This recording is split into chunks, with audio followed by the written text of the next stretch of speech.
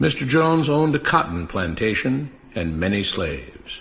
One day he was talking to the owner of the plantation next to his, and Mr. Jones was lamenting the fact that times were tough. He was having to work his slaves harder than ever, and was having trouble with some of them being disobedient or trying to run away. The other plantation owner said he knew someone who could help.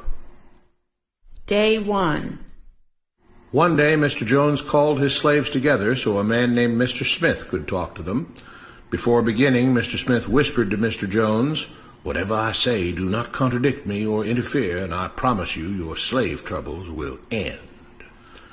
"My name is Mr. Smith," he said to the slaves, "and this may be the happiest day of your lives. From today forward you will no longer be slaves, but free men."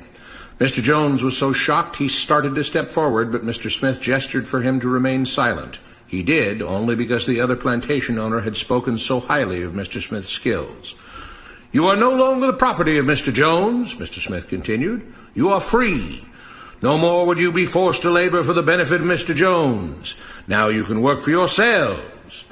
Now the slaves were all murmuring and looking at each other. Many were smiling, many were looking puzzled. "In fact, you are now free to leave the plantation whenever you want," Mr. Smith said. "However, since we are surrounded by other plantations, if you leave, some other plantation owner will likely claim you as his own the moment you set foot on his property. So I urge you not to risk your newfound freedom by doing something so foolish. Instead, I suggest that you stay here, no longer as slaves, but as willing participants and part owners of this plantation. Yes, this is now your plantation." Mr. Jones bit his tongue to keep from objecting. "For now, we might as well leave Mr. Jones in charge," said Mr. Smith, "since he is the only one with any experience at running a plantation, which is quite a complicated thing to manage. But he will no longer be your master, but just another worker on the plantation. In fact, he will now be using his organizational and management skills to serve you. Whatever problems you may have had with him before, you are now all equals, and you need each other to make this work. If we all cooperate and work together, we can all reap the benefits together. In honor of this happy occasion, I present you this new symbol of togetherness and cooperation, this flag, which shall be the emblem of the new, free Jones plantation." He held up the new flag, but most of those listening were still too amazed to respond. "And this shall be our motto," Mr. Smith announced. "We work together as free men for our mutual benefit, pledging our allegiance to the Jones plantation, which stands for prosperity, liberty, and justice for all. To celebrate, everyone has the rest of the day off. Enjoy your freedom, do as you please, and be back here tomorrow morning, bright and early, so that we may begin work on this great and noble new endeavor as equal free men." Finally convinced that Mr. Smith was serious, the former slaves applauded and cheered. Day 2. "We all want this plantation to do well," Mr. Smith said at the beginning of the next meeting, "so we can all share in the benefits. We all know that it takes a lot of effort to make a cotton plantation work. Just because you're all free doesn't mean you can stop working. In fact, since you're now working for yourselves, I expect you to work even harder than ever before, but now with pride and joy, knowing that you're working for yourselves. Of course, there still have to be rules. If everyone just does whatever he wants, the plantation won't produce anything. This experiment will fail, and we'll all starve. You should be thankful that Mr. Jones has agreed to stay on to lend his knowledge and skills to this endeavor, and I trust you will all do your own part to make this work. Several of you have been chosen to act as project supervisors to manage different aspects of the operation, to make sure everyone is doing his assigned job, to make sure that the rules are followed, and so on. The rest of you may head out to the fields to start your first day of work as free men." Day 3. The next morning, Mr. Smith had a grim expression on his face as the daily meeting began. "I have an unpleasant duty to do today," he said. "Yesterday, Charles was caught keeping some of the cotton he picked, presumably to sell for his own personal profit. That is against the rules. That is stealing. For that, Charles must be punished." Two men tied Charles to the whipping post. "I take no joy in this," Mr. Smith continued, "but you must understand, if we do not maintain order, if we do not have rules that we all abide by, then the plantation will fail, and we will all suffer." The whip cracked against Charles' back. "But if we all pitch in for the common good, then we can all prosper. Being free doesn't mean you should be selfish and greedy. We must each do our assigned duties and obey the rules, and then we can all benefit, and each of you will receive your appropriate share of the profits."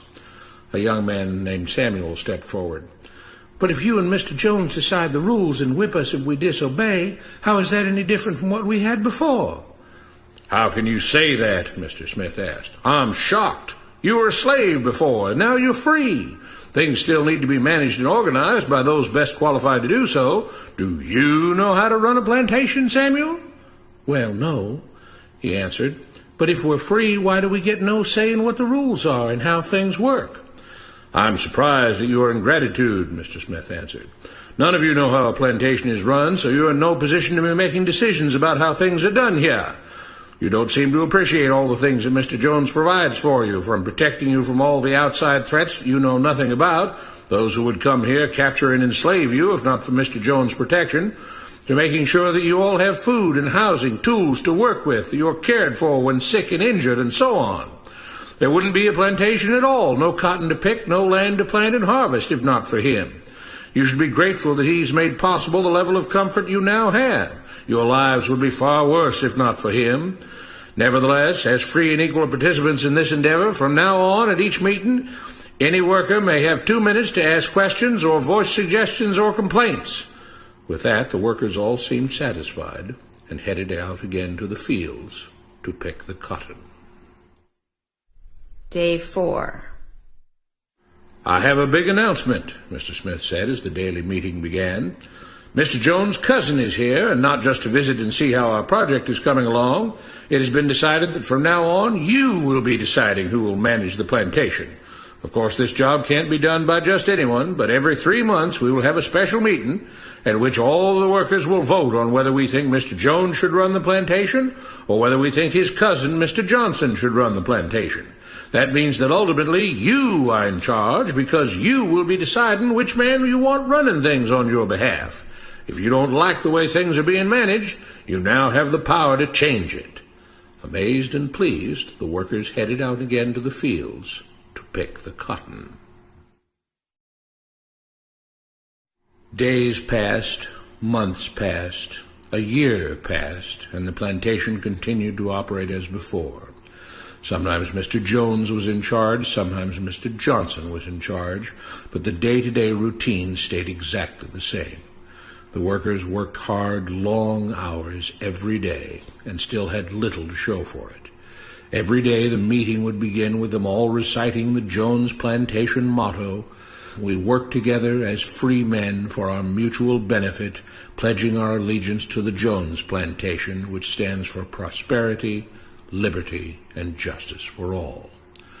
One day Mr. Smith announced, "Samuel is asked to say a few words this morning, and whatever the rest of us may think of his ideas and opinions, we are all free here, and that means we are all allowed to speak our minds.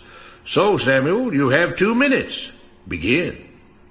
Samuel stepped forward, looking scared. "I was excited when all this started," he began, glancing nervously at Mr. Smith and Mr. Jones.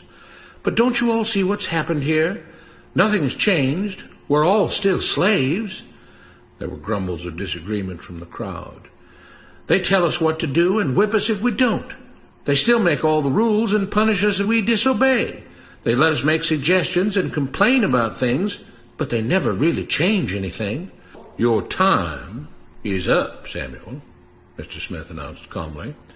At his gesture, 2 supervisors grabbed Samuel by the arms and led him to the whipping post. "I'm sorry, Samuel, but you've broken the rules. There are rules against encouraging others not to work and encouraging others to break the rules. You're only hurting all of us with your discontentment and your complaining and your disobedience." The whip fell, and Samuel let out a grunt. "Without rules, without order, all would be lost. Without law, there would be chaos. We can't just behave as wild animals, each doing whatever he pleases. We must all follow the plan and all do our duty for the betterment of everyone. And those who do not must be punished." The whip fell again, and blood flowed freely from Samuel's back. Mr. Jones was smiling as he gave Mr. Smith a pat on the back. The crowd was cheering so loudly that none of them had noticed that Samuel had died.